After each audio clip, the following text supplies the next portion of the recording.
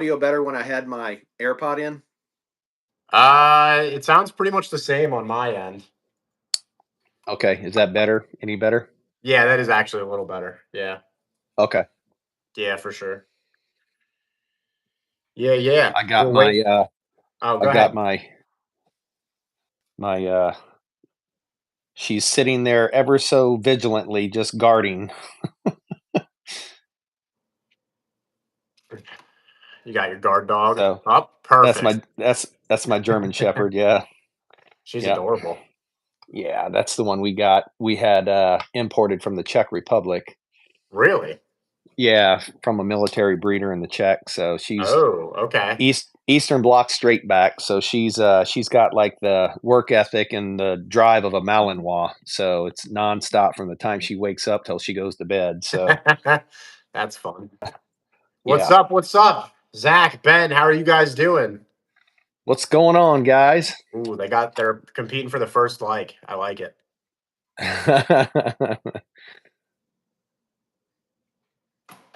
Yeah, it might be a little far forward there. What's up, everybody? How's everybody doing?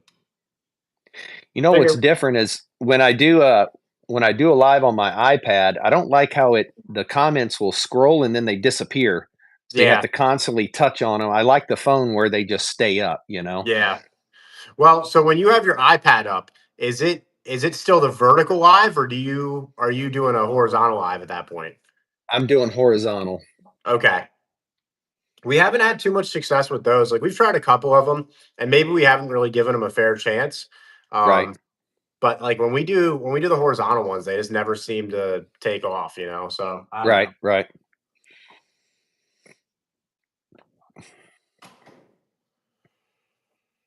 I can tell them I'm tired. Going to get Are you? dinner. What are you getting for dinner, Ben? Yeah, get me some, Ben. Yeah, Ben. Hope you brought I'm dinner for I'm I'm everybody. having a liquid dinner tonight. Same. I don't even know where to put my beer.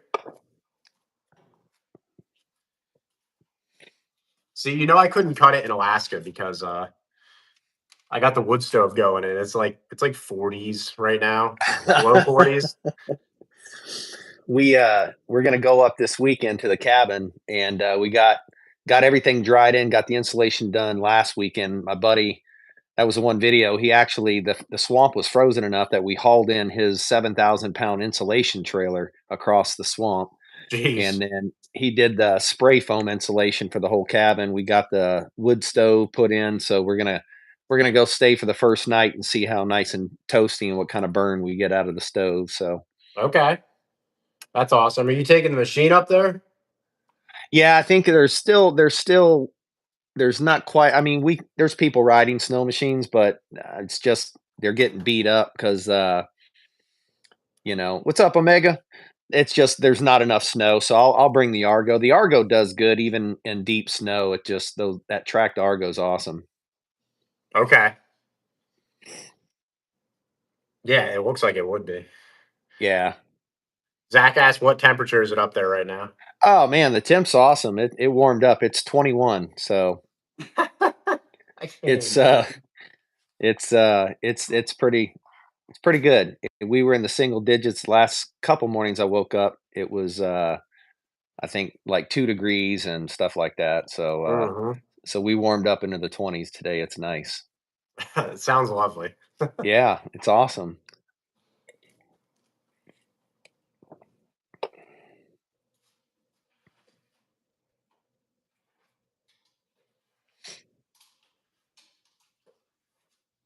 No, you're right, Zach. That's not that bad. 20s are, I'll take the 20s all day. I was texting Ben earlier, and where I caribou hunt up north is in the White Mountains. I was looking at the forecast because I'm trying to go in the next week or two. And I told Ben, I was like, it's bad when the high for the day is -25. That's the warmest it's going to get during the day is -25, So, So what are you doing to stay warm? So, like, I have cousins up in Alaska that caribou hunt. They're up in yeah. Fairbanks, They and they hunt that they do the same hunt that Chama. Come on. This isn't gonna work. Get up. Come on. Chama. Go. they do the same hunt. It sounds like they hunt the 40 miles, so we ride around on snow machines and find them, Yep. yeah, so that's the one I do. I do under 40 mile. The fall hunt scares me because it's literally just it's like the Wild West. There's bullets flying everywhere. Mm. I've been in combat. I don't want to get shot at again, so I go out in the winter hunt when a lot of people don't do it, you know. So Yep. Yeah. That's probably the way to do it. And honestly, like I'm more about seeing less people. Like if I'm out hunting, like the solitude is nice, you know? absolutely, absolutely. And I just, when I first got here, my brother-in-law told me he was like, "Save your money. Don't buy cheap gear. Save your money and buy good gear because up here it can be the difference between life and death." So a lot of people are like, "Oh, bougie," but I wear the Kuiu, I wear Sitka First Light because I mean it's good gear, it's durable and it's warm. Yep. Absolutely. So Absolutely. Cannon, what's up? How are you doing? hey, what's up, Cannon? Ben says, "Yeah, people suck."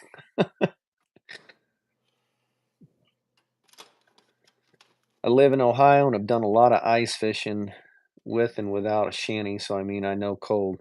Yeah, for sure, Zach. That's big up here. People are they already have the ice tents out doing ice fishing and everything up here. We've already got a thick enough layer, so Jeez.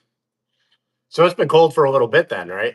it has, yeah. It's been cold for a little bit. All the lakes are iced over and everything. So what's going on, Trouble? Welcome in. So How's everybody doing? other than caribou, what else you got? What else you got going on, or what else do you have to look forward to this time of year? So we do I sold my we sold our ocean boat last year. We just weren't getting out on it enough. And so this time of year, what we would do is we would go out on the ocean boat. On the way out, we would drop crab pots and we would, do king and snow crab. We'd head out to the islands, hunt blacktail deer, Sitka blacktail, and then stay overnight. On the way back in, pull the crab pots and hopefully have a haul of crab too. And, Yeah. you know, so now I have to kind of rely on buddies to get out to deer hunting, crab and all that stuff now. So it's, I don't know, man. I'm seeing all these boats go by, and I'm just like, oh man, why did I sell it? So, Absolutely. but yeah. And then from there, it's the springtime. So we got spring bear hunting. I don't do any fall bear hunting. I only hunt when I can eat. So right when they come out of hibernation, they're lean. They're eating berries, roots. The meat's really good. It's good lean meat.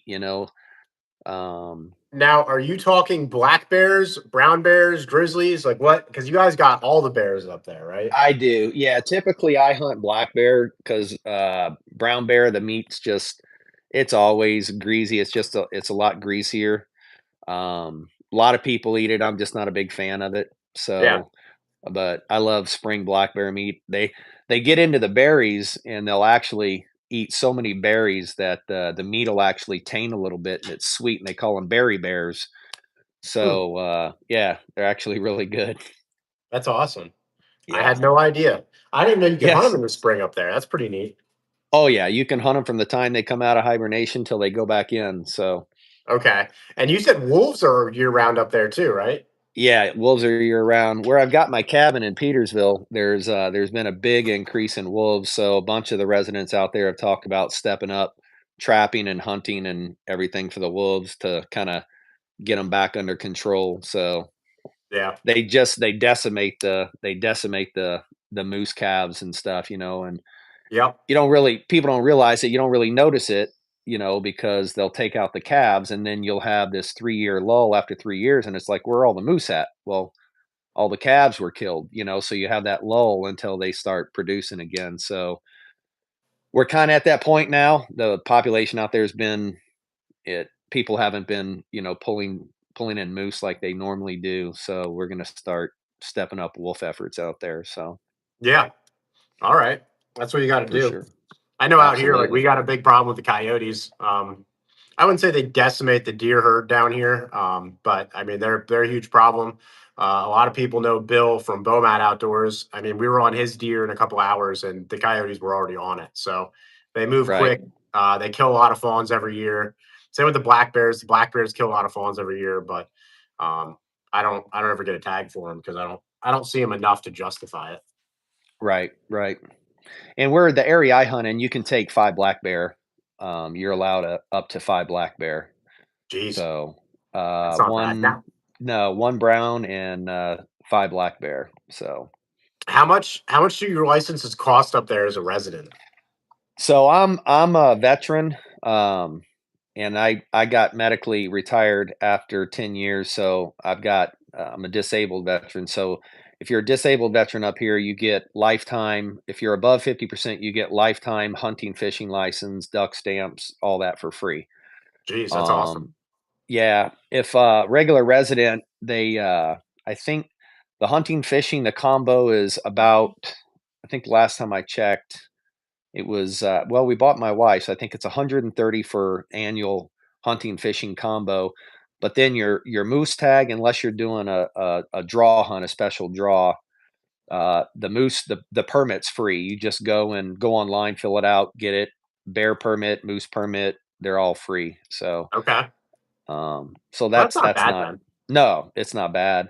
Really, an out-of-state resident too, I think when my brother came up, I guided my brother and my nephew, primarily my nephew, 2 years ago, and he ended up I think he got I ended up calling in, I think, a 58-inch moose for him. So, that was his first moose ever, and I'm like, "Dude, you're done. There's people up here been hunting, never got a moose that big," you know? So but, Yeah. so I think he said my brother said that it was total of like 300 and some dollars, which Okay. theoretically really isn't that bad, you know? No, but you pay for the tags then too, right? Yes, yes. Okay. Okay. Yeah, no, 330 isn't that bad. I know we pay like 220 for our Maryland with the tags. But I mean, there's a big difference between Maryland and Alaska and the game you're pursuing. Isn't there special regulation on moose? Like you have to be a resident or with a resident, like immediate blood relative of a resident to actually hunt them, Yes, or yes, on you a have to guided be trip? yeah, you either have to have a guide or you have to be a second generation relative. Okay. Um, so I've had a couple people that my brother-in-law, so, it's what a lot of people do up here is they, "Oh, it's my brother-in-law."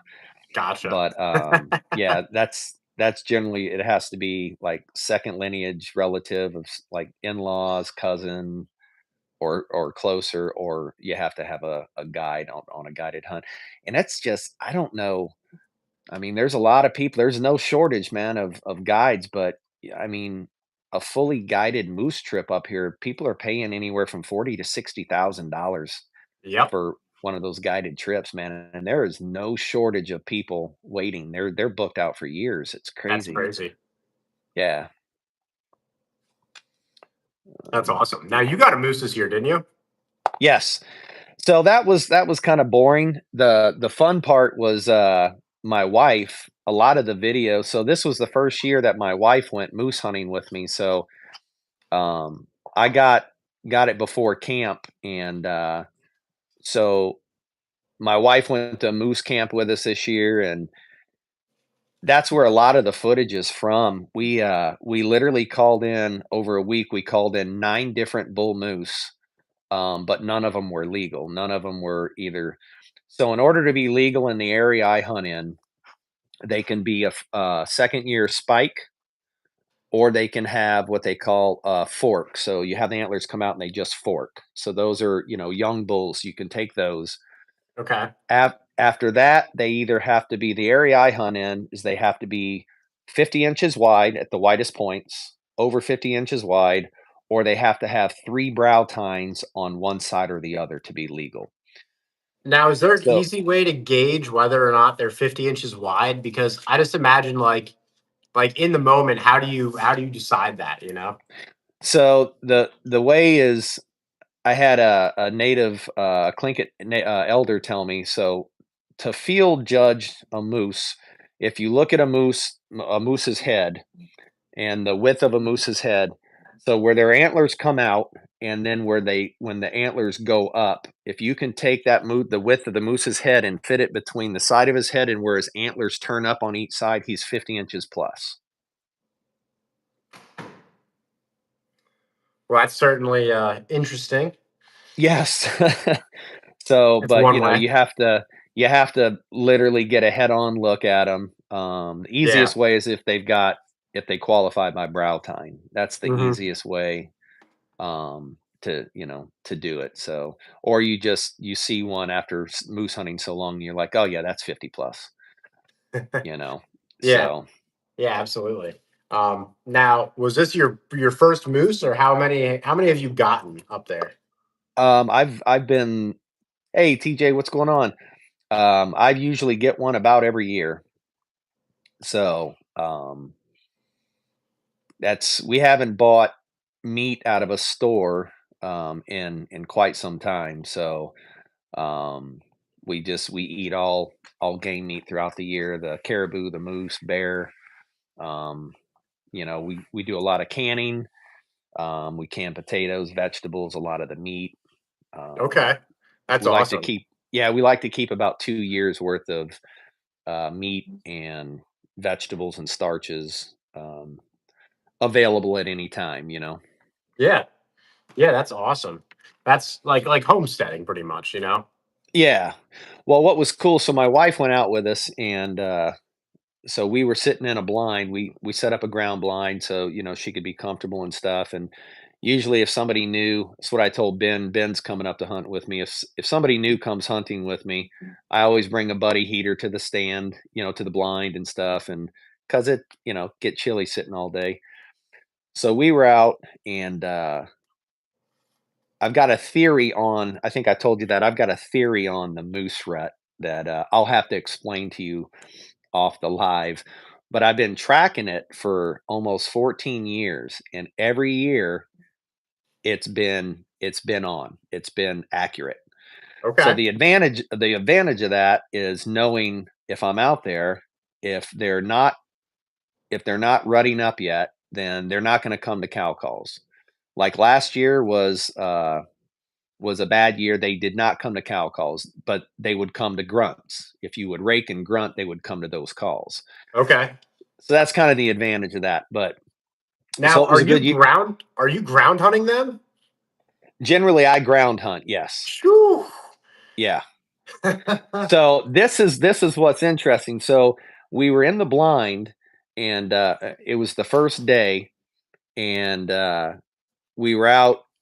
It was early afternoon, and I'd been cow calling all day, and so she'd never heard an actual bull grunt. So I called, and we were sitting there, and all of a sudden she just I heard the whoa, and she kind of looked at me. She heard it, and she kind of looked at me almost like, what was that? And I was like, I listened again, and I heard whoa, and I was like, yeah, that's a bull. She was like getting all she's like, oh, all excited, and he came in on a string right to the blind. And Al, he was literally, we were sitting in the blind. I've got one of the see-through 360, the double bulls, Yep. and he literally he was 5 yards away from the stand, standing away from the blind, just 5 yards, and he was just looking right at the blind, just going "Roh, roh," and you could Mhm. literally feel it. My wife just, she's like, her eyes are like this big, and she looks at it, and she's like, are you gonna shoot it? And I'm like, it's not legal. Her fear was that it was going to come through the blind. Yeah. So I told her, I was like, no, he thinks this blind's a rock. He's not gonna walk through the blind. So he stood there looking for the lady for a little bit, grunting away. So then he walked away, walked across to a set of alders, and just started thrashing the crap out of these alders with his antlers. I mean, just thrashing them. Yeah. And she's looking, she's just like, wow, that's crazy. And so then she was like still mesmerized by that. And then the next day, um, that one was he was probably about if I had to guess, he was probably 47, 48 inches. So he was close to legal. So he'll be legal next year. Okay. And that was the good thing. We called in 9 different moose. None of them were legal, but there was at least 6 of them that'll be legal next year. Okay. That's awesome. Yeah. So then the next day we did the same thing, and called another bull in. Same thing. He was mid 40s, and then we heard more grunting. So it got to the point. Literally, we had within 30 or 40 yards, we had 3 bull moose around us, and we're just like, man, we're in Moosapalooza. So then the 2 bigger ones walk out in the swamp in front of us about 40 yards, and they start waving and wagging, and I'm like, "Holy crap." She's like, "What?" I was like, "They're about to fight." And she's like, "What?" And no sooner as she said what, they just crashed, just started going at it. Yeah. And again, her eyes are like this, and I was like, after it was done, I told her, I was like, "You know how cool that is? There's people that have lived here their whole life and have never seen that. Your first time hunting, you saw 2 bull moose fighting, you know what I mean?" Yep. Um, so we were both so mesmerized that we didn't get that. I was bummed we didn't get that on film, because we were Yeah. both just like sitting there staring, just mesmerized by it. It didn't even cross my mind to get the camera out. Well, I imagine that was probably a pretty loud, like, crack through the woods, right? Like, It you could literally probably hear that sounded. half a mile away. Well, my brother-in-law was hunting about a quarter mile away, and he heard it. It literally sounds like 2 baseball bats, just 2 guys with baseball bats, wooden bats, just smacking them together. I mean, Yep. it's so violent. I mean, it was so cool to see. It really was. So Yeah, that's awesome. yeah. Like you So we said, like called in most moose. people. I'm sorry. Go ahead. No, I was going to say we called in moose every day. None of them were legal, so she wasn't able to get her first moose, but um, it was awesome. And then we were kind of on a ravine, so I climbed up about 400 feet to the top of this side of this hill, and I was looking because we were hunting kind of on a creek, and I kept hearing this grunting from across the creek most of the week, but I couldn't get them in.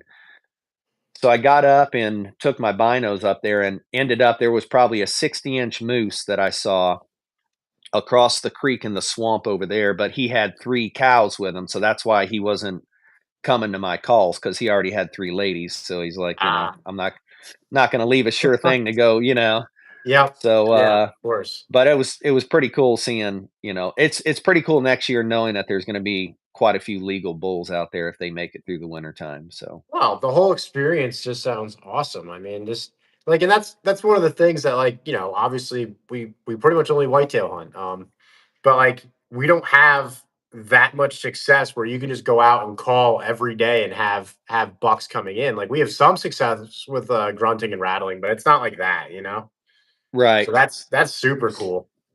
And then doing Yeah, it from and the ground where you have to like look up at the animal is crazy. that's yeah, taking a bow shot, at you're looking, and it's just all you see is brown. You start Yeah. getting, you're like, okay, you want to make sure you're getting in that right crevice, and stuff. Yeah. Um, when I rifle hunt, I do neck shots. I don't even shoot behind the shoulder. I do neck shots on a moose, because Okay. it's quick, it's instant, lights out for them, and I don't damage any of the shoulder meat and stuff like that. So, Yeah. Yeah, but absolutely. Preserve some of that. but yeah, but the bow I'll definitely do, right behind the shoulder and stuff. So, but yeah, it was awesome, man. It was it got her hooked, I'll say that.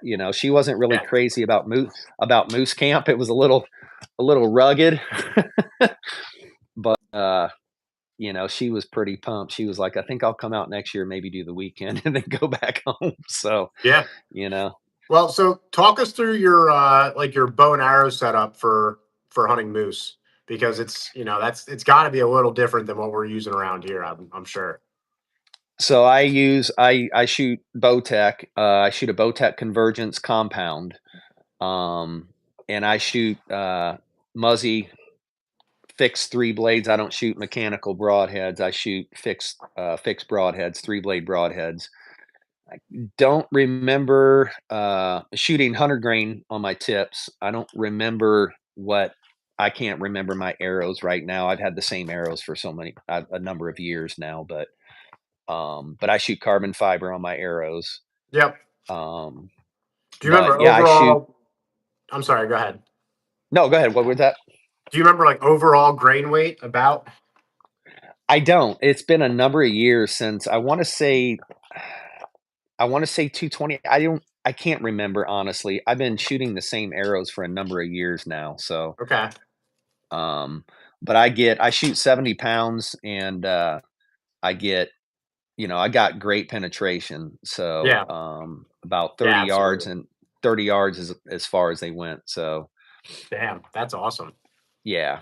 Have you taken any bad shots on a moose where you have like a really rough track job or I don't know if the track job would be rough, but like if you gut shot a moose, how long do you have to wait before you can go recover that animal? And again, that varies. Moose, it's crazy. They it doesn't take a lot to kill a moose. I've seen and even being hit by a car, I've seen cars literally almost seem like it bumps a moose, and that's enough to kill them. But then I've seen moose that have gone, instantly fallen, and I've seen moose bad shots, for other people have taken where, it'll go a mile. It's just a matter of how bad the shot was. Yep. Yeah, I I'm gotcha. a I'm a big proponent, typically I rifle hunt for moose, because Okay. I'm trying to fill my freezer. That's what comes first. So if I can, get something at 300-400 yards, then it's gonna be easier for me to fill my freezer up. Yeah, absolutely. Um, but I'm not a big, proponent. So on the next shot, if I'm 200 yards or closer, I'm taking a neck shot. If I'm over 200 yards, out to 500 yards, I'll go for the shoulder. But, I'm not a big one on follow-up shots because I've seen that to me is when I've seen most people make bad shots. The first shot, they'll, "Biscuit, go on, go on." They'll, you can hear it after the shot, you can hear the smack, and people are like, "Oh, follow up," and if you're confident about your first shot, you're trying to follow up with a shot with a moose running away, and that's when you're gonna end up getting a gut shot or a bad shot on it, which ultimately it's gonna be lethal, but now you've just opened up a gut bag in the meat, so now you're under Yeah. pressure to Yeah. get all that and stuff. So I'm just a big proponent and making sure you take a solid shot on that first shot, and don't just, take another 3 shots at a moose running away because you can, because inevitably you're gonna end up with a bad shot, so. Yeah, absolutely. Absolutely. What rifle and what caliber? Yep. See, Tony already beat me to it. I shoot generally, for the longest time, I shot 300 Win Mag Okay. and, with 150 grain, because I haven't noticed a big difference between 150 and 180 and the 300s as far as what they do. And then, my shoulders, I had shoulder surgery, so I ended up going to a 338 Win Mag, which anybody that shot both knows a 300 Win Mag is almost just like a snap, like a donkey kicking you, whereas a 338 is more of a push. Okay. So I shot the 338. Well, last year I ended up buying a Tika 300, with the muzzle brake on it, and that made all the difference. So I was able to go back. I love the 300 Win Mag. I think it's the ultimate Alaska round. I mean, people say 30-06, which I guess would be, but I love my 300 Win Mag. So Okay. So I have another question. If yep. somebody from out of state wants to archery hunt in Alaska, do they have to take like any sort of special testing, or how does that work? Because I've heard that there is some sort of test, like a written exam as well as a like a in A person field exam. Yeah, field test. Yep. there. So I'm an old fart, so I'm exempt from. I've taken the bow hunter safety course and all that anyway, but if you were born before a certain year, you're Alaska resident, you're exempt in most areas for archery. Now, Okay. Up here, it's weird because archery season, like archery alone, is only a week long. You only literally have a week to hunt moose, just straight archery. And then rifle season opens up. But I don't know about I don't know about out of state residents. I could see it being one of those things where, you know, now you got me. I'm gonna have to look into it for like an out of state resident, But if even if me, the reason I got mine is even though I'm exempt because of age, if there's special permits, so every year in November, Alaska, you put in your permit request draws. So they have all these special permit hunts and stuff that you pay $5 and you can put in up to six moose, six bear. You can do six permits per game species. Okay. And then in the spring, they get the draw results. And if you drew one of those tags, then you get to go on that hunt.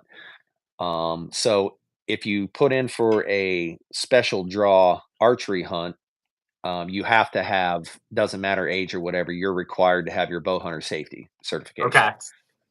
So, That's good to but I know. don't ever put in on the special archery hunts. I just archery hunt the areas that I normally hunt. So, Yeah.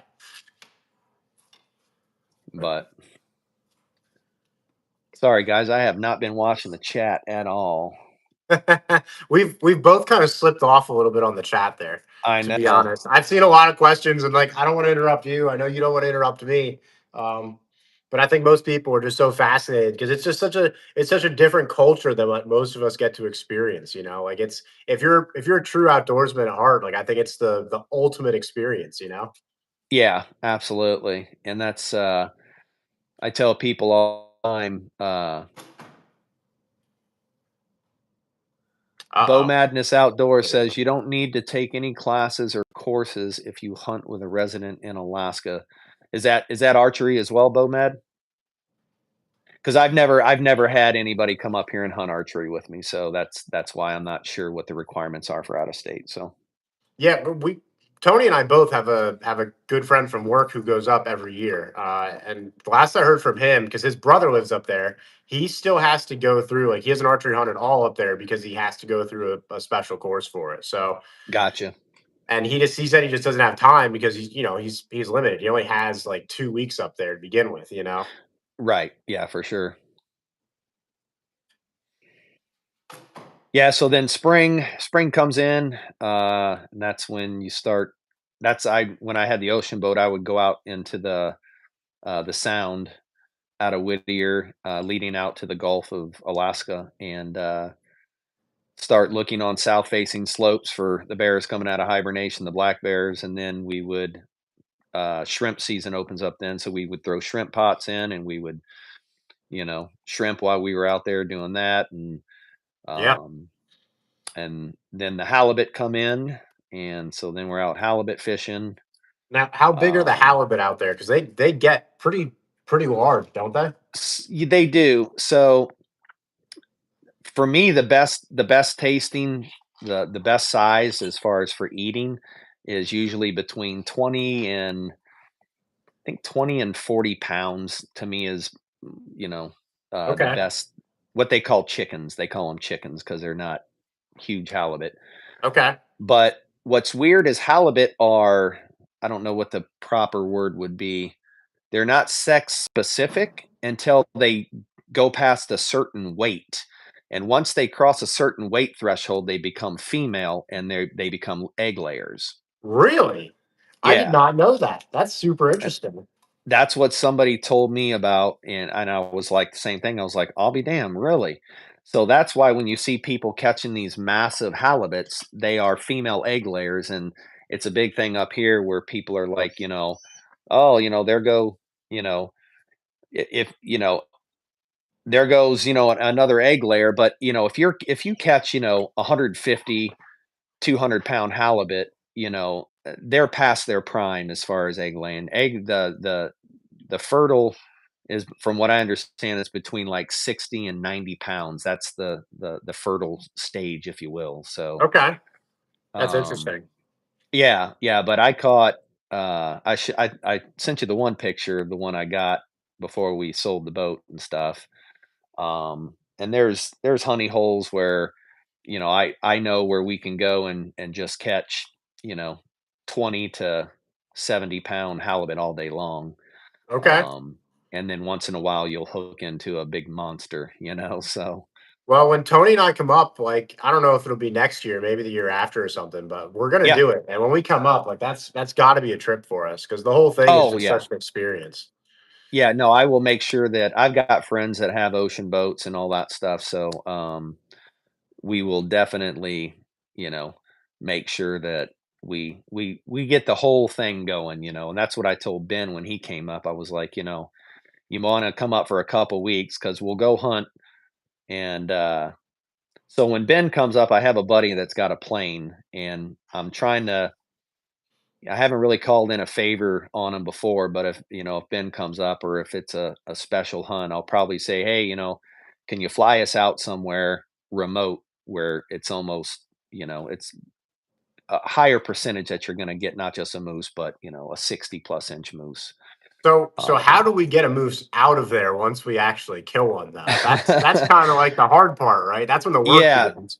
and that's what I told Ben. I was like, so if you fly in, you're basically, you have your base camp next to where the pilot lands and stuff. So anything you kill, you understand that you're going to be packing it on your back quarter by quarter back to that, where your camp is by the airstrip. Um, the hardest, the hardest pack I ever had. I shot a moose across a ravine, and literally it was a quarter mile down to the bottom of the ravine and a quarter mile up to where I shot the moose. I was by myself. It took me Oh. almost 2 days to pack that whole moose out. Now I'm guessing obviously it's cold enough to leave the meat overnight then. At that time, it's getting where it can get down, into the 30s and stuff like that. So yeah, you're good to, as long as you open it up and leave it spread open and throw some spruce browse over it and stuff to, kind of keep it covered and stuff. Let it cool down. Yeah, How you're many how good. many trips by yourself does it take to pack one out?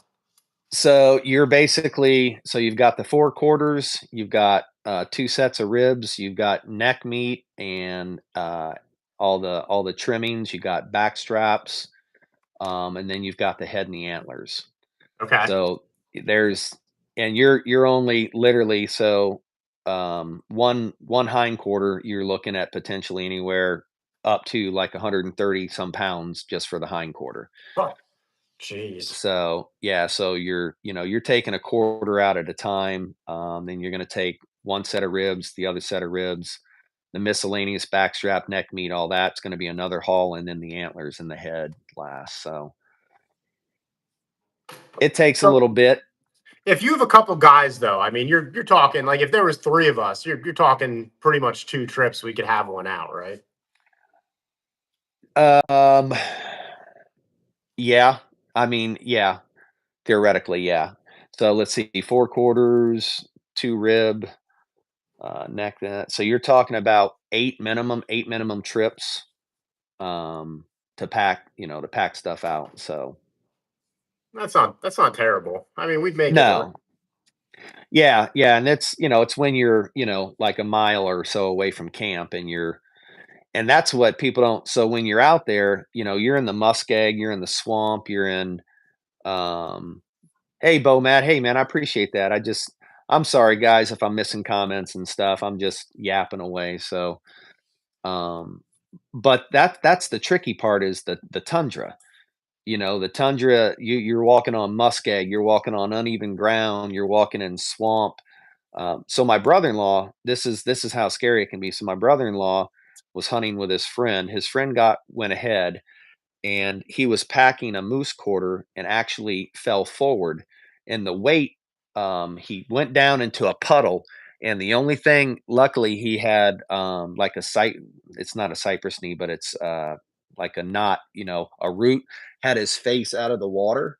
And that was the Oh, only thing that kept him from drowning till his jeez, buddy came. Because the weight's on him. He couldn't get up. He couldn't roll. He couldn't do anything. jeez.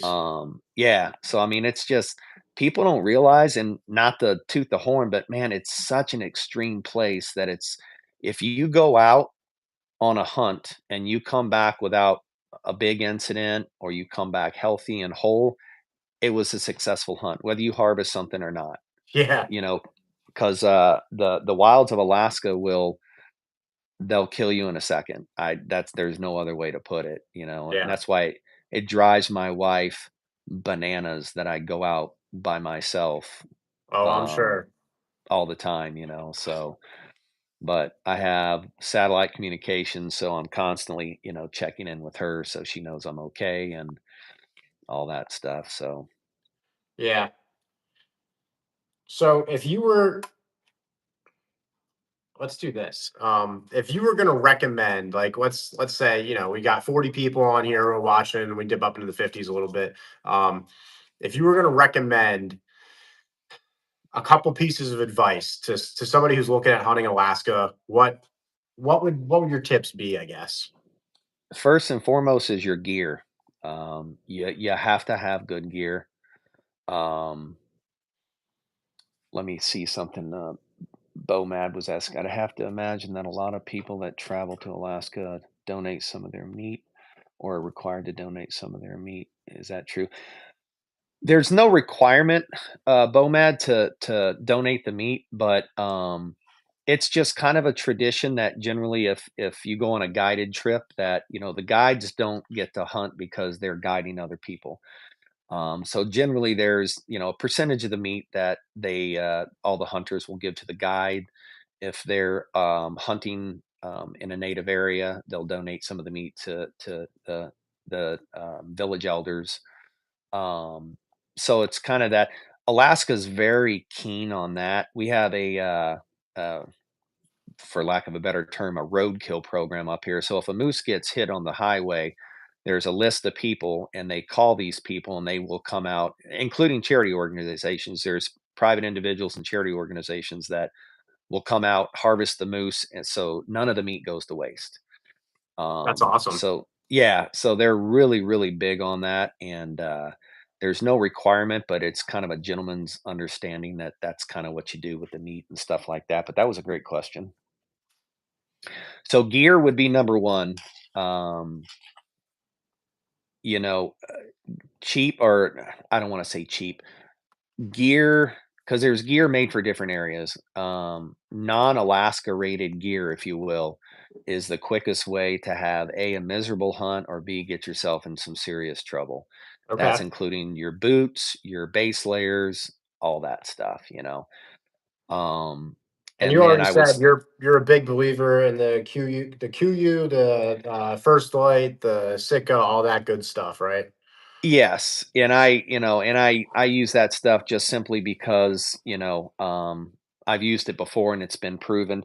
I've got a short on my channel when I was caribou hunting up in the White Mountains, and I've got the camera and I'm looking out over the river and the snow, and then I turn the camera back on myself, and my face covering is completely covered in ice. My eyebrows, eyelashes, everything are covered in ice. It was I think it was 43 below zero when I took that video. But I was warm.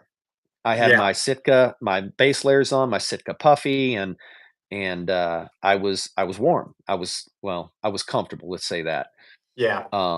So gear is first and foremost, man. I mean, it's everything. It really is.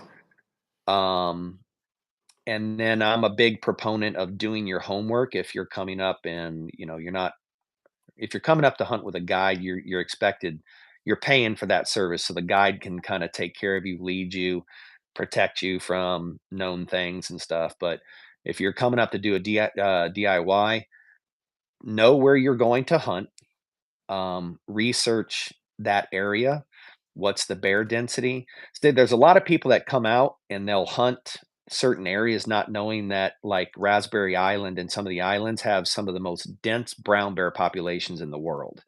Oh. Um, Now, as a so if you non-resident, you can't shoot a brown bear either, can you? what's that? Say again? I said as a non-resident, you cannot shoot a brown bear either, can you? No, you have to be. It has to be a guided hunt. They're very Yeah. strict on that. Yeah. Yeah. Um, but I've been out hunting islands where, you shoot.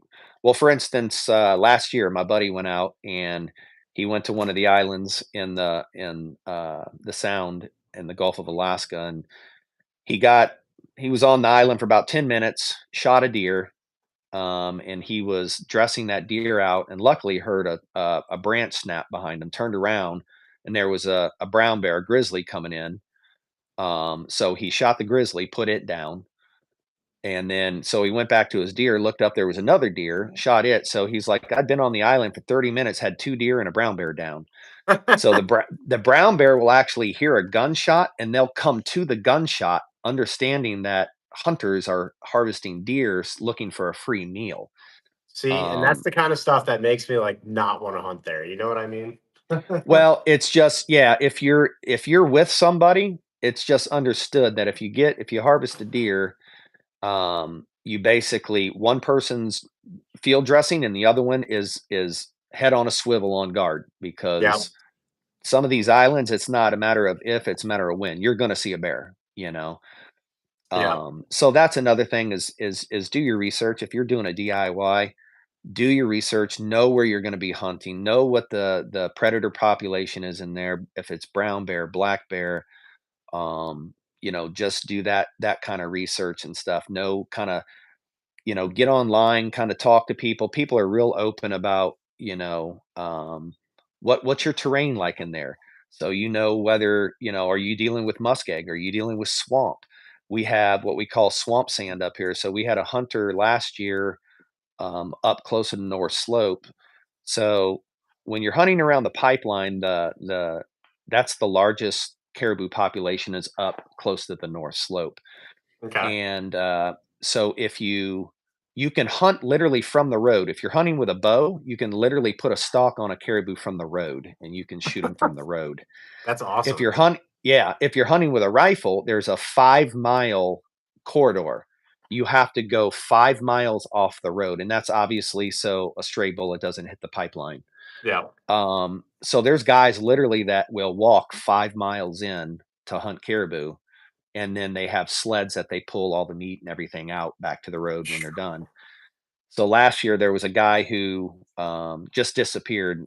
Everyone knows what happened. He basically went to the muskeg and went into some. There's just endless pits of, like, it's swamp. You step in and it's like quicksand. You just go and you're dead. You just keep going in like quicksand. They Yeah. never found him. They know the path that he took and everything, but they couldn't find him. So he was an out of stater. So Mm. that's the kind of stuff, and you hear that stuff all the time. You hear about people going in, breaking a leg, breaking an ankle because they didn't realize that they were hunting muskeg. So life flights going in there to rescue them or whatever. So that would be my second thing, is just research, know what you're going into. Now, Um, just to touch on that real quick, would you say your odds as an out of stater doing your research and a relatively competent hunter, would you say your odds of coming home with either bear or caribou or something is pretty good? Like, is it worth it? You know? it yeah, it's so there's different caribou. You're gonna have, I would say you'd probably have a lot more success, than moose.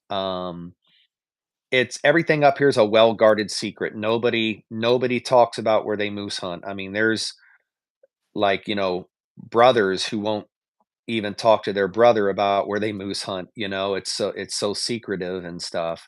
Trust me, I get it. Um, I don't tell Tony where I hunt anymore. So, and that's just deer. That's not even for a 1,000 pound animal. Right, right. And so they're just everybody's just so secretive of it about it. And so that's where a lot of before if you're gonna come up on a moose hunt, do your research, um, and figure out the area where you're gonna hunt.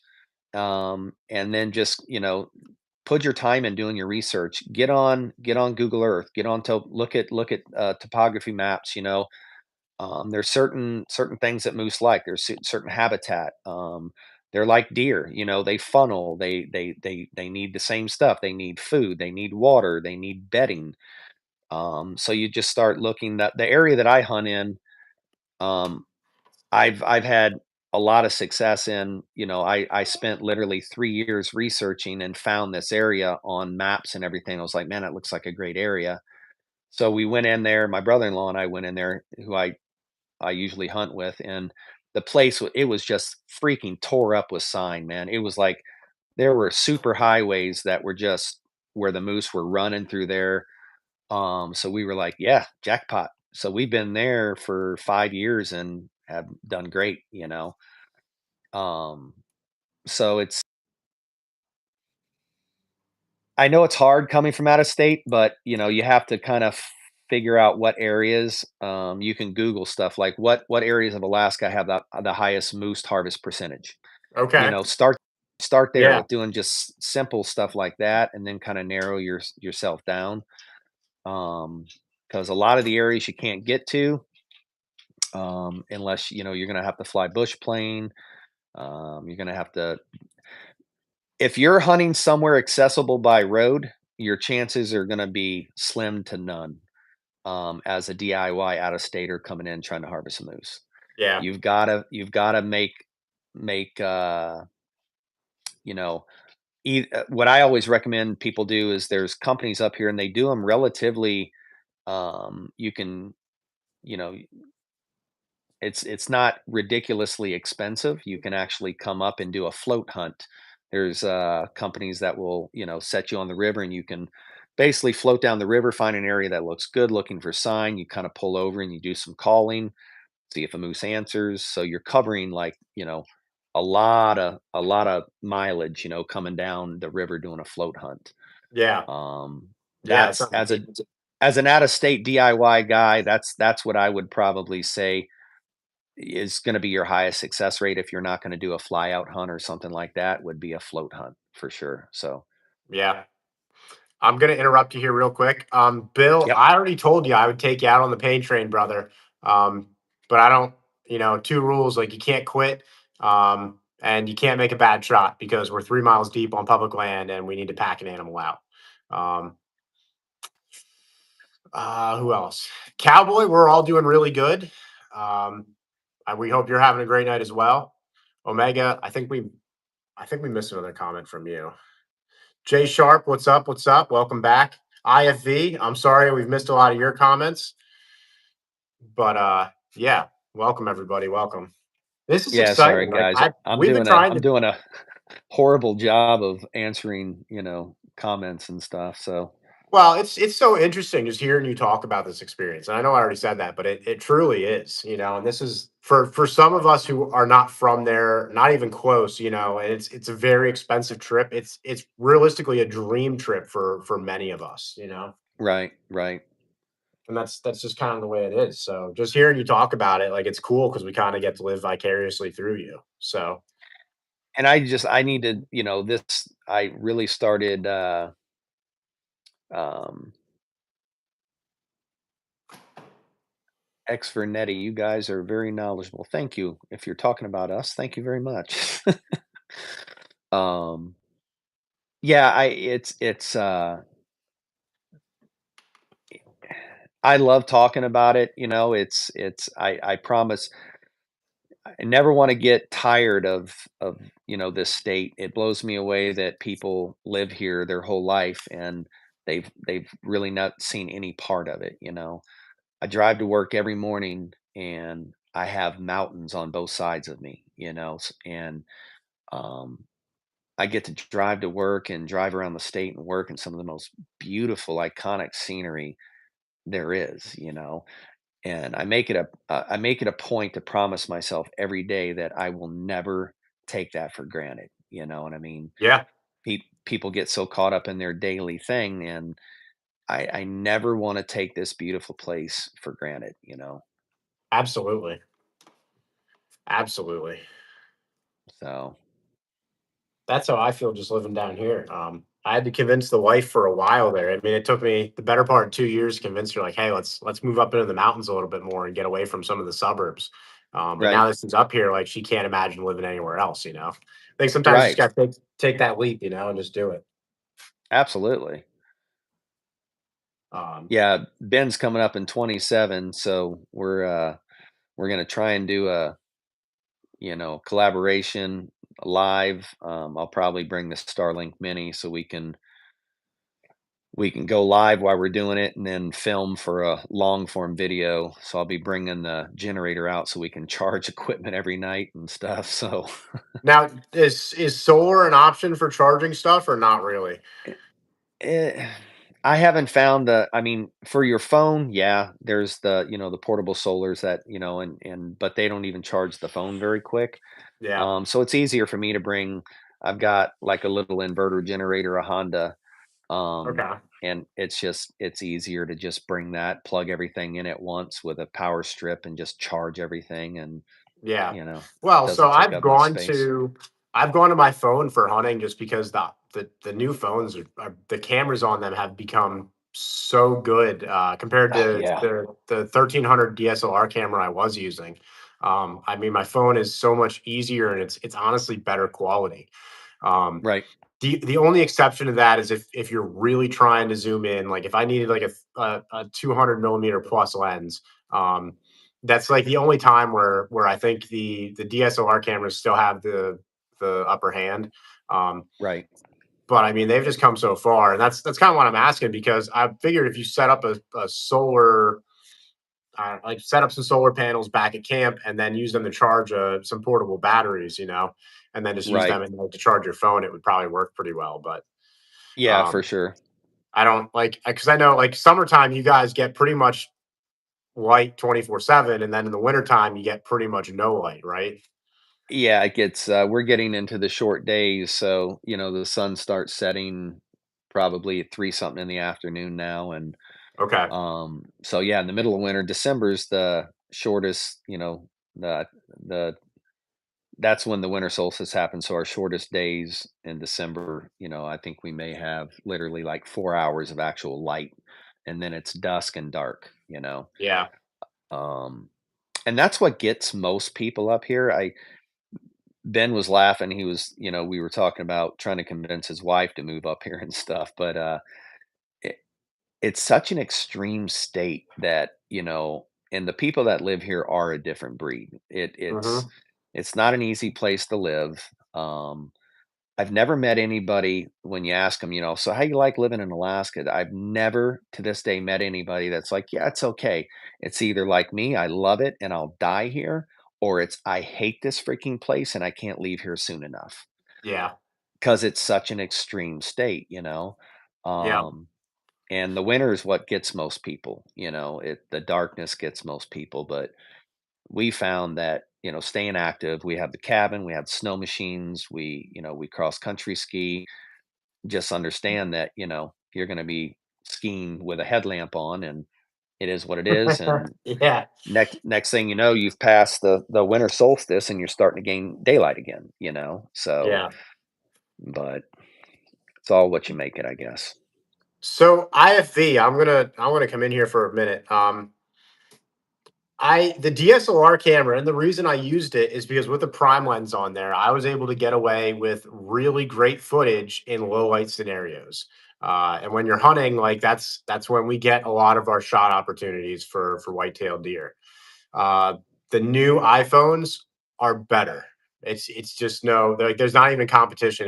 They are better. The new phones, pretty much all around iPhone, Android, they're using AI to enhance image quality, and I just think like in most scenarios, you really can't beat it. It's insane what they're doing right now. Well, for instance, the other night at the cabin, I walked out and I could see the northern lights, but they looked what I would consider just kind of dim.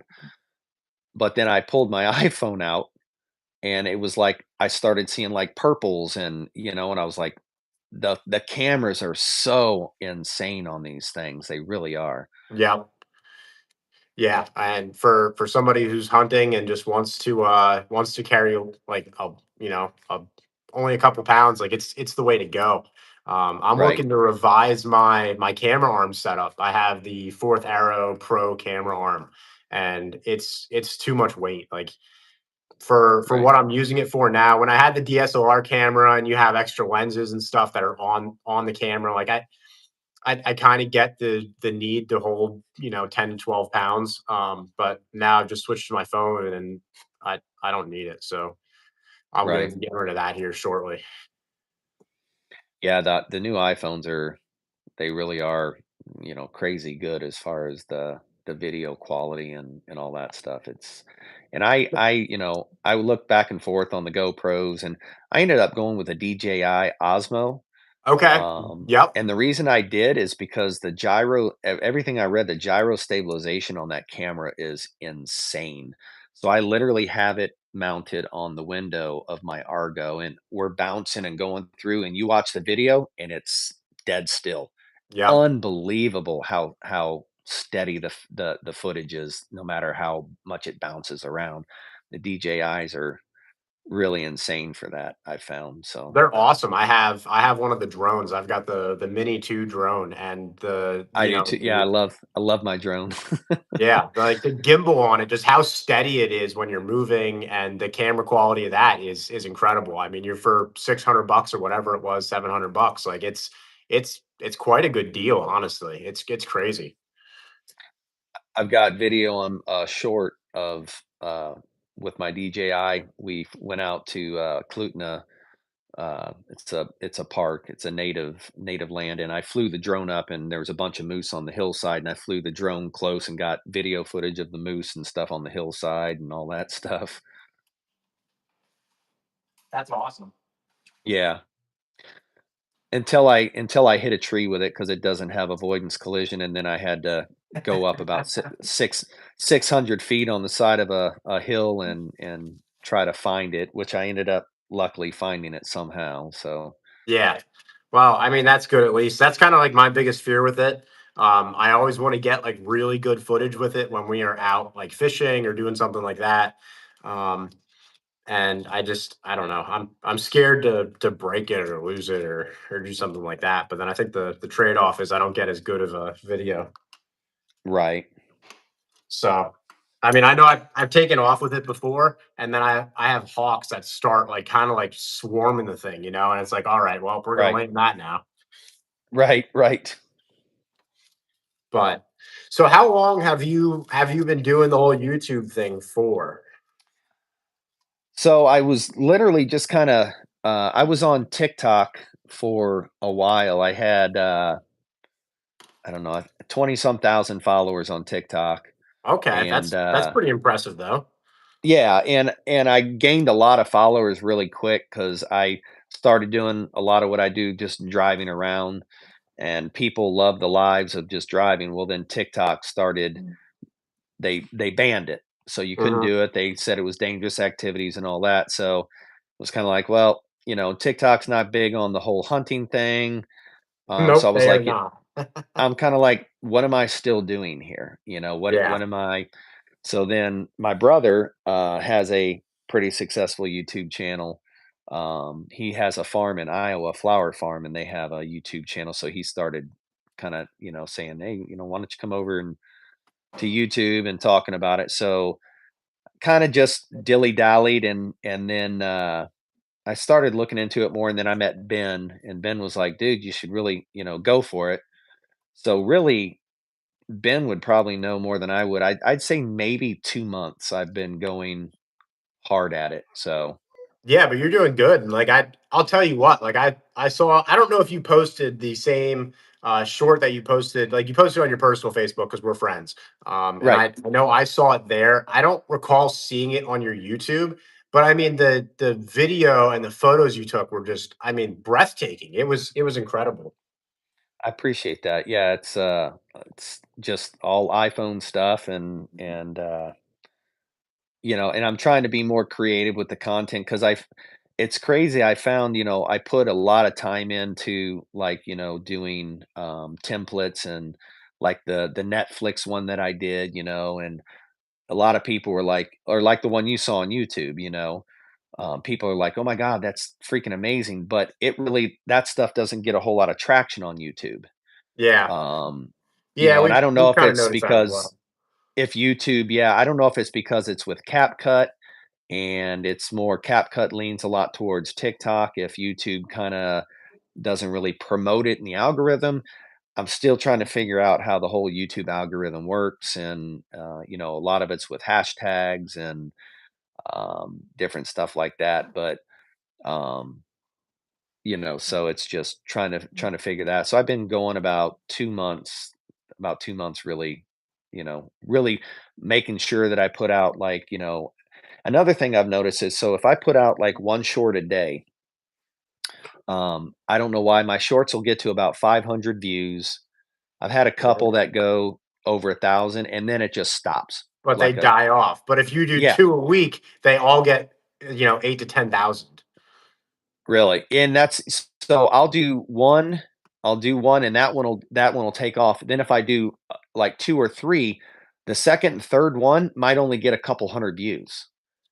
We have noticed the exact same thing. You can't spam the shorts. Whatever, the algorithm just doesn't like it. But if you do a couple decent ones a week, and for us, the shorter they are, the better. Um, Yes. we keep them under 11 seconds. Like that is our max time on them. We try to keep them under there, and those are the ones that tend to do really really well for us.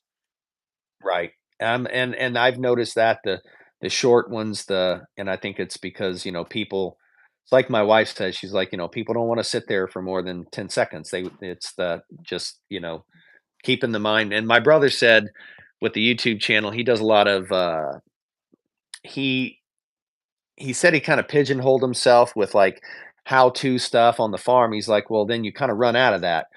So he was Yeah, looking for a way to, he's like, I want to go to more of a vlog on the channel, but he's like, how do you make that conversion? Well, then his farm got hit with an F4 tornado in Iowa. jeez, So he put that on there, and then he started vlogging the rebuild from the tornado. So that tornado allowed him to completely change the direction of his channel, which also helped it grow, because now he does more of a vlog than anything else, yeah, Um, but he was saying when you make videos, you have to keep it. A friend of his does movie production in New York or something, and he was like, you want to constantly change something, the view, this, that, and the other, because it keeps the mind busy, yeah. you know. So it was really cool listening to like some of the advice he had for doing more of the long form video. So I'm putting one together now with the cabin build. Okay. And so I'm interested to see kind of how that, you know, it's these people that do the long form videos like once a week and stuff, there's so much work that does go into doing those. Yeah. It's What crazy. what editing software are you using? I don't know if you're doing it on the computer, if you're doing it on your phone, but what are you using to edit? So far, I've been doing it on my phone, and I use CapCut, I use Vidma, and Okay. I use a lot of Chat GPT for keywords and things like that. But my brother said there's Adobe, something that Adobe does, because I don't have a Apple computer, I have a Windows base. He was like Adobe something. He was like phenomenal editing program. It's probably Adobe Premiere Pro. That's what Tony and I That's it. use, Yep. and that's Yep. yeah, it's pretty much the standard for the industry. Okay. Yeah, I mean, we pay. I think it's like $20 a month. It's not. It might be $30 a month. It's not terrible. It's not great, but it's the best on the market. You really can't beat it. But I'll tell you what, for anybody looking at getting into it, there is an extreme learning curve with Adobe Premiere Pro. Um, Okay. you have to watch a lot of videos just to learn how to do simple transitions, so Gotcha. it's not for somebody who's not fully dedicated to it, because you're gonna have to Right. spend a lot of time with it. And I'm not Right. warning you, I'm just telling everybody in the chat right now, because we Oh, got a lot yeah, of other yeah, for people here sure. who have YouTube channels, and I think a lot of people are kind of interested in this, and you're growing pretty fast. Like you're doing a great job. I appreciate it. Yeah, it's Ben's really been a uh, you know, instrumental in kind of, helping me and mentoring and guiding me and stuff like that. And I'm kind of figuring some stuff out on my own, what peaks the algorithm, what doesn't, different things like that. And it's like, and I'm also on Clapper. I'm on Clapper. I haven't put a whole lot of effort into Instagram and Rumble, because I'm already trying to figure out the algorithm on YouTube. But I put a couple things on Rum or on Clapper and just blew up. You know, Okay. I think I picked up like 100 subscribers in a day, Mhm. um, just doing some of the shorts. But yeah, just trying to figure out the whole YouTube thing and the whole algorithm and how to make it go and get. I think yeah, what you have to have 500 subscribers and 400 hours. For monetization? Yeah, for monetization. And I think I'm up to not quite at 300 subscribers, and I want to say I have like 130 watch hours so far or something. So YouTube Um, splits it up between partial monetization and full monetization, right? right. Partial monetization, which allows you to get the super chats on your lives. There's, I think you can do memberships. Like, there's a couple other things you can do. Um, I believe the requirements are 3,000 watch hours, and I maybe that's the one that's 500 subscribers. Okay. Um, I don't totally remember, but then full monetization is 1,000 subscribers and 4,000 watch hours. And for everybody Gotcha. watching, the watch hours are what killed me and Tony. Okay. 1,000 subs and 4,000 hours, what Tony said. Okay. Yep, and that's for full monetization. That's when you start getting your ad revenue. Um, Gotcha. and that being said, like, and this is kind of one of the things that we've struggled with. Like, you are way better off having a following that is all about your long forms than you are having people who just kind of watch your shorts or watch your lives, because that's really on YouTube not where you make your money, like, at all. Your Right. long forms are just what rack up the money. So if you can build that following doing that, um, I think it's going to pay dividends in the long run. Whereas, like, now, Tony and I are trying to build a following that watches our long forms, and our long forms are like, if you look at the statistics, like the averages for other bigger YouTubers, like, we're at the average or surpassing them, but it's still tough. Right. Yeah, there's a channel up here, Simple Living Alaska, and it's a young couple that live off grid, and they do like one long form video a week, and it's anywhere from 20 to Simple Living Alaska. Do you know what yeah, their names are? uh Ariel and what is his name? I can't It's his not Eli, is it? no, Okay, never mind. Okay, so my cousins actually have a YouTube, and I think it's something along those lines. I'm gonna have to look it up because I haven't Oh, watched it in okay. quite some time. And I was just like, huh, wait a minute. But It's a small world. they have 800,000 subscribers, and they do like one long form video a week. Okay. And I'm a regular subscriber, and I'll sit there, and they're great at their editing because it's that constant change, and um it's Well, not too much, and I it's I would imagine they've probably been at it for several years. They've developed oh what yeah, obviously works for them. But then right, at this point, if they have 800,000 subs, like, that's probably their full time job. right. So Hey, I think Bomad, that kind of makes it a little easier. appreciate that. Bomad said this is a good show. It'd be awesome to see more of this. Absolutely. Well, Pain Train's on regularly, and I'm usually on during the day driving around. So, and then I'm usually in their lives at night. So Yeah, it seems like these split lives, and I think I mentioned that to you before we went into it. Like, they don't seem to do as well. We have issues. Like, on my screen, like, you're frozen up. I don't know if people can see you. I can hear you fine, so I've been right, rolling with it. But they never seem to do as well, right. as opposed to this the single person live stream. So, and I feel bad because I always miss yours. You tend to go on like right before we do, and I get home from work, I'm watching the kid, like, I'm doing other stuff, and Oh I'm so yeah, quick yeah. rushing to try and get on, and I feel bad about it. But I'm glad No, we were able to it's finally link hard. up. Yeah, it's hard because I mean I know we're 4 hours different. So Yeah. it's 3 o'clock here. It's 7 o'clock in the evening. You're already you're doing your live. You've already you've been home with the wife and the kids, and then so no, that's the one thing about up here is it's kinda when I'm driving in the afternoon, it's like a lot of prime time for East Coast. People are at home in the evening, so I've been getting a lot more traction there too. I think I told Ben the other day I was doing one driving. I think I was live actually for oh, I think 15 minutes. And you remember Ben? How many watch hours did I get? I think I got like 14 or 15 watch hours from a 50-minute live. Yep. Yeah, and which I'm sure for you guys isn't like a big deal, but I was like, that was my first like, wow, and I gained 20 subscribers just from that one live. Well, and the Um, biggest thing, because Tony and I just went through this like 2 months ago, is when we finally hit that curve and kind of blew up, right? Um, right, like consistency. Like if you start doing the lives, just do your thing every day. It gets a little bit better, a little bit better, a little bit better. And then one day it kind of just shoots up. And then you kind of just, as long as you're consistent with it, you just kind of ride that plateau out, or you ride that wave right, out. right, Um, right, but YouTube wants to recommend people who are consistent with it, and then obviously having everybody on watching and liking and doing all that, the interaction like obviously helps a lot. Um, right. but I mean, obviously, it sounds like you're on the right path, and I truly believe, Ben said it, but I truly believe you're going to blow up. The content you have is incredible.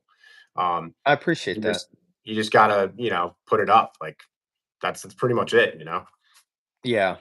So Trying to do it. Put something up at least every day. yeah. And Yeah, absolutely. Just got to keep grinding away, and and that's one of the advantages Tony and I have is that we have two people to do half the work and put the content up. So right. that obviously helps our channel. And doing it by yourself is kind of rough, but I give it like another month or two, and I think we're going to see the same thing with you that just happened with us, where you just kind of grow exponentially. That would be awesome. I'm getting to the point where we're looking to retire. Our youngest daughter's in her final year at Arizona State, and for all the kids, it was kind of like we'll pay for college, so you guys can graduate debt free. And Yeah, I told my wife, I was like, when she graduates, it'll be literally like a $5,000 a month raise. yeah. So then it'd be nice to build this up and just have something to do. Like my brother said, he was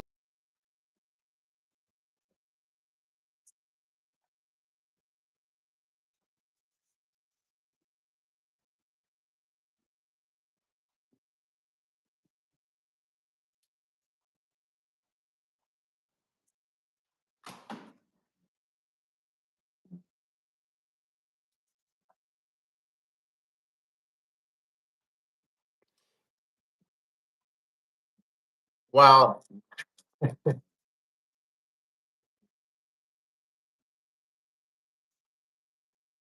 yeah, and I mean you understand that like it's a second job, like and that's how you treat it.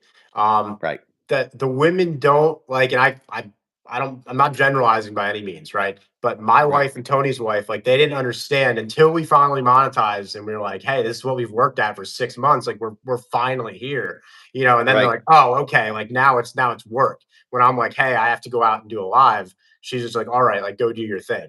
But right, right. until you get to that point, they just I don't know, the wives just don't seem to understand it. Right. And she's, like I told her, I was like, hey, I said, I got great opportunity. And I said, I've been talking about you guys, and all that stuff. And I said, I'm finally, we got it set up. I'm going to do the live with Pain Train. And she was like, oh, that's awesome. And so, she doesn't, it's like, she doesn't dissuade me or like, but she's just not into it like I am. And I think once we get to that point where we are getting monetized, then like you said, it'll kind of click and be like, oh, okay, because it would be nice to bring it, to go into retail. Not that I need to, but it's something fun to do, and it's something to keep me busy and everything. So Yeah, absolutely. it's kind of how I'm looking at it as well. So Absolutely. And I am I mean, like, frozen? Can you go guys ahead. see me at all, or No, everybody said they can see you. On my screen, you're frozen though, and you've been frozen since the start of this. But everybody else can see you. Your audio's coming in fine because I was checking all Okay. the comments here. Like it's like I said, it's buggy. I don't know what it is about the system. It doesn't seem to like to work. But it is what it is. As long as people can see us, that's fine, right? Right. See and hear Right. us. Well, I mean, I might scare some people away, but that's Ooh, that was low. I felt it. Nah, you look like the kind of guy I'd want to go out into the backwoods of Alaska with. Oh, heck yeah, man. Heck yeah. You guys need to come up, man. That would be awesome, you Well, know. so I am hoping for next summer. Like, I would really like to get like a pain train get together where all the moderators we get a like a full we get I don't know like let's get like a lake house or something for 4 days. We invite all you guys to come stay, and then Right.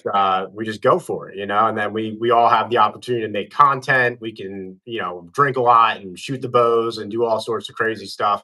And I think part of the thing for like me and Tony, and I know I've said it before, like the camaraderie isn't there in the hunting community anymore. And I think like it's Right. positive for all of our channels to spread that message. I absolutely agree. Absolutely agree. And you guys have been awesome about that. I still see some hunting channels that it's like, they still talk down to people, and it's like, we're supposed to be a community.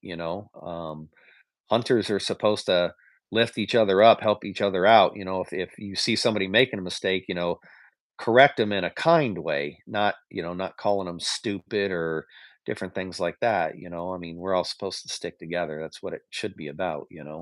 Yeah. Yeah, absolutely. And I just think the whole thing would be awesome. I think it'd be good content for everybody to put out. So it'd be pretty much mutually beneficial.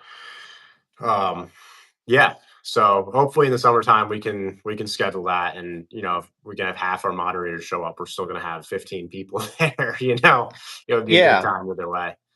And then we Now, can set up like a charter where we all go out on the same boat and fish and all that hmm stuff too. absolutely. Yep. So Yeah. for sure. Absolutely. Awesome, So man. we'll figure Well, I that out. will I'll let you shoot, and I'm gonna jump off here and kind of get these four-legged beasts fed and all that stuff, and Nah, I that's will okay. I'm gonna hop off here too because we've been on for a little bit. My back is sore. okay. But for anybody who's here and isn't subscribed to either of our channels, we got Pure Alaska, we got Pain Train Outdoors. We're both working hard to put out good content. But absolutely go subscribe to Pure Alaska's channel because I'm telling you what, like he's going to be one of the up and coming YouTubers here to keep an eye on. So I appreciate that, man. I appreciate the opportunity. You and Tony have always been gracious, and I do try to show you guys support and stuff because I want to see you guys kill it too. I want to see you guys really. You guys are good guys, and that's the guys you want to see succeed, man. So I absolutely. And if appreciate it. if we can lift each other up, like I mean, you've donated a lot to us monetarily. You're always in the chat, like you always support us. So if there's any way we can give back to you, I hopefully you picked up some subs from this. I know it didn't go as parabolic as our lives normally go, unfortunately. But hopefully It's you all picked up good. some subs, picked up some watch hours. You should have picked up at least 30 watch hours, I would think. Um, Awesome. anything we can do to help, like we'll do this again, and we'll just keep grinding, lift everybody up. So Sounds good, brother. I appreciate the time, man. yeah, of course. And it was nice talking to you and nice hearing your stories. And I'll chat with you next time. So Sounds great, man. Everybody in the chat, much love. I appreciate all the support and all you guys jumping in. Apologize, I didn't do a very good job of keeping up with the chat, but I appreciate you guys' patience and being a part of this. Ben said watch hours only go to host. Well, you'll have to review it after and let me know if that's true. And then next time, like maybe next week, um, you can go live, schedule it, share it with me, and then we'll join you Yeah, so that way you get everything too. yeah, we'll figure I it didn't out. I didn't know that was the case. I thought it was split. I just So appreciate the exposure and the time, man, being able to hang out. So heck yeah. Alrighty, brother. Well, All right. until next time. I appreciate it. I always end my lives with everybody that's in my life knows three words: I love you. If there's someone you care about, make sure you tell them. There's no guarantee of a tomorrow for you or them. It's three words, three simple words that mean the world. No worse feeling than wishing you would have had said something when you had a chance. So love all you guys. Appreciate it. Thanks for the support. Tony, Al, appreciate it, man. Thanks. Of course. Thank you so much. You guys have a good night. You too. Peace Bye. out, guys.